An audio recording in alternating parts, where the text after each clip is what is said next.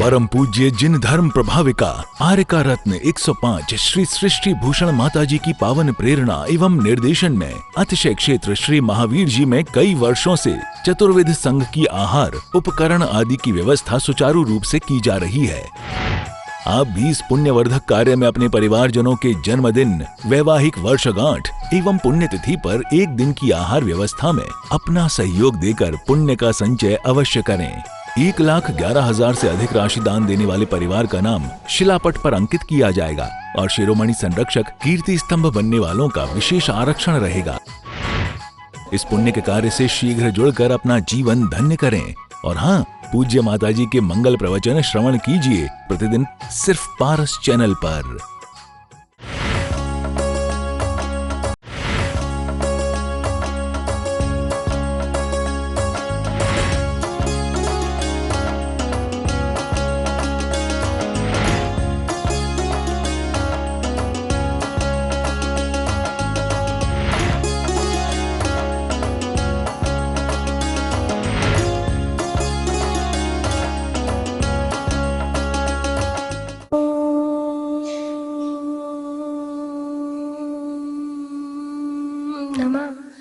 सिद्धेभ्यः श्रीवीतरागाय नमः।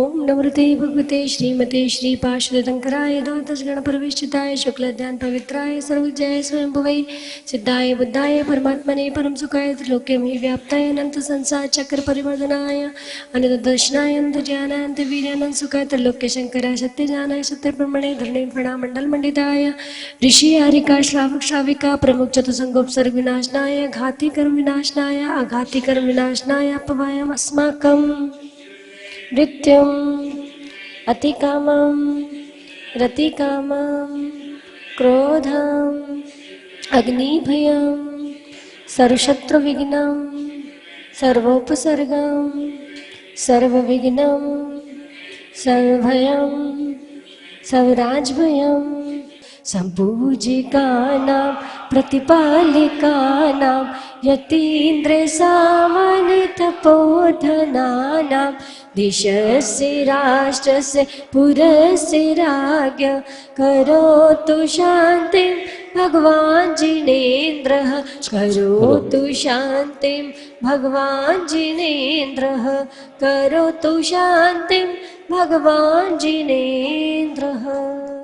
कले प्रवस् कलशाशिषेषु जैनेषु मिथ्यां मद्वसतेषु प्रवर्तितो योगराजनाम्ना लम्बोदरो दन्ति मुखो गणेशः यो वाक्सुदातो सिद्धभवे जीवो ज्ञान पेयो सुपदधितुल्या यो वृत्तिदूरे कृतपाप पुञ्जे सा एव मन्यो गैराजनाम्ना यतस्तमेवासि वेनाय कौमे दृष्टिष्ट योगान विरुद्ध वाचा वदतुम सतल्वान सतवा परमात्मनोति नोचित कथित यह मनस स्वल्प बुद्ध्या समेतः। ओम ह्रीं आरतादे सप्तदश मंत्रेभ्यो जयमाला पुण्यर्घ्यं निर्वपामि। ओम ह्रीं श्रीरानीला अतिशय क्षेत्रस्थ देवादिदेव भगवान ऋषभदेव जिनेन्द्र त्रमं सन्निधो भवव षट् सन्निधीकरणम्। हे अतिशयकारी ऋषभदेव मेरे अंतर में वास करो। हे महिमा मंडित वीतराग जीवन में पुण्य प्रकाश भरो। जीवन में पुण्य प्रकाश भरो। हे अतिशयकारी ऋषभदेव मेरे अंतर में वास करो। हे महिमा मंडित वीतराग जीवन में पुण्य प्रकाश भरो। जीवन में पुण्य प्रकाश भरो।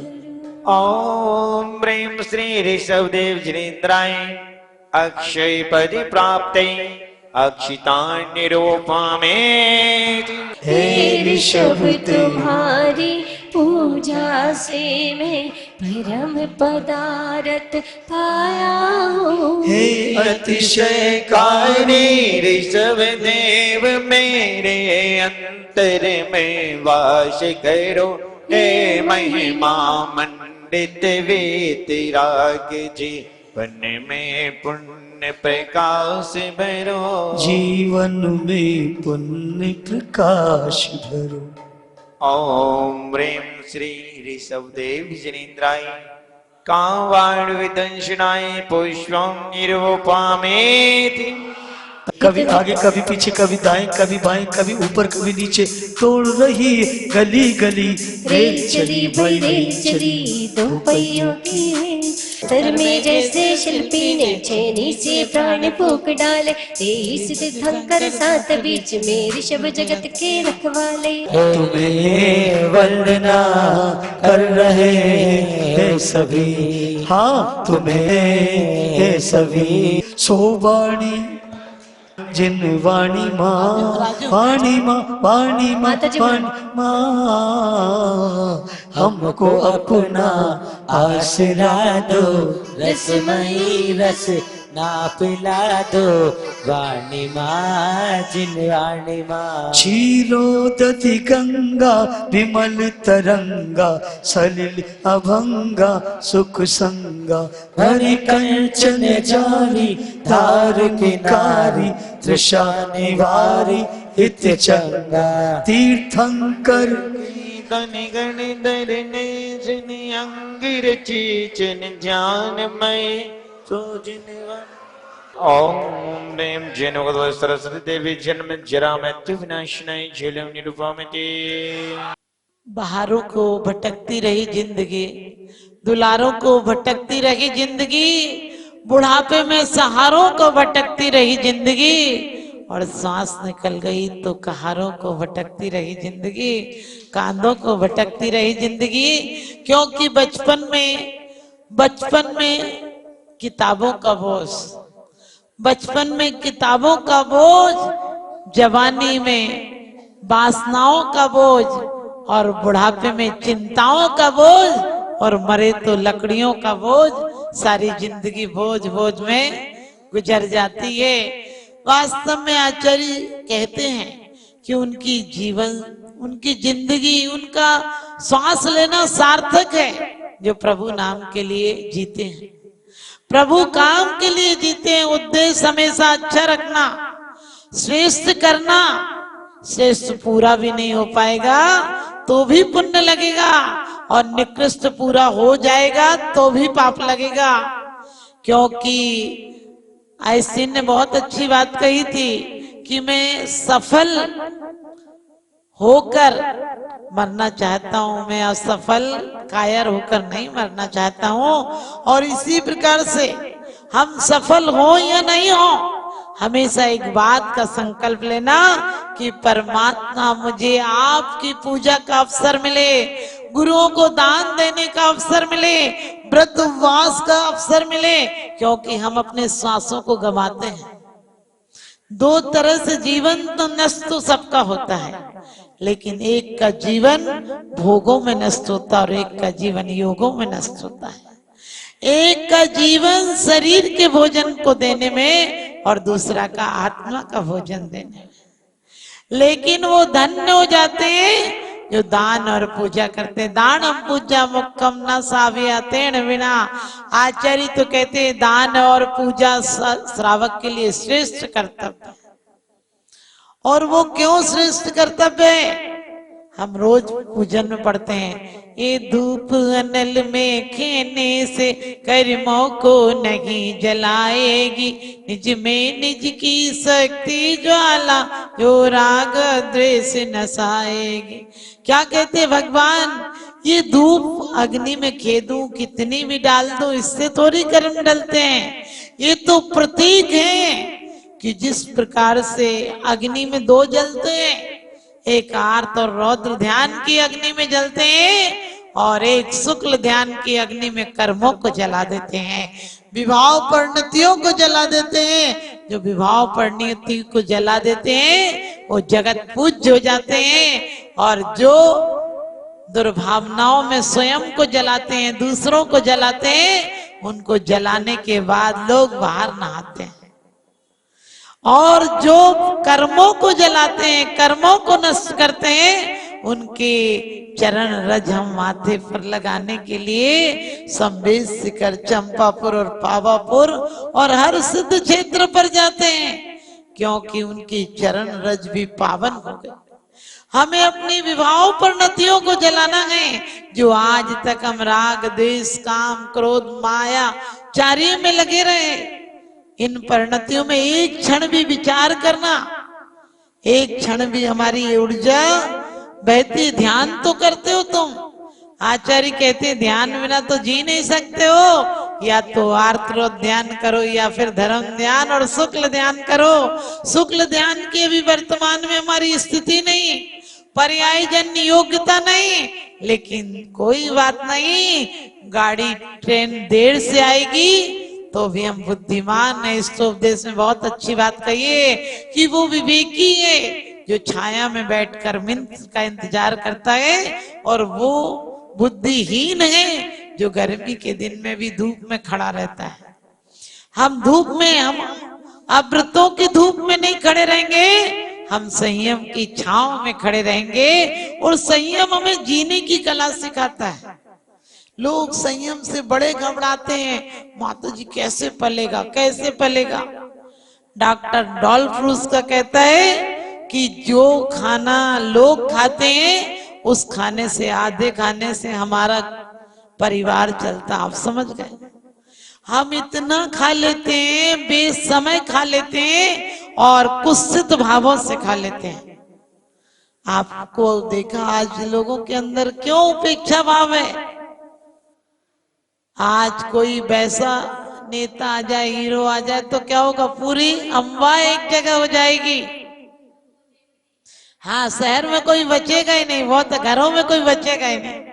क्यों? क्योंकि भ्रष्ट लोगों के प्रति हमारा ज्यादा आकर्षण है, और सच पूछो साधर्मी के प्रति उपेक्षा भाव आ गया। और जब जब उपेक्षा भाव आ जाएगा तब तब समझना कि हमारा तीव्र पाप कर्म का होता है। क्यों तीव्र पाप कर्म का होता है? क्योंकि मिथ्या दृष्टि जीव को जिनवाणी न सुहाए, के ऊंगे के लड़ मरे, के उठ घर को जाए। अपना थर्मामीटर है, हम दुर्गति में जाना या सुगति में जाना।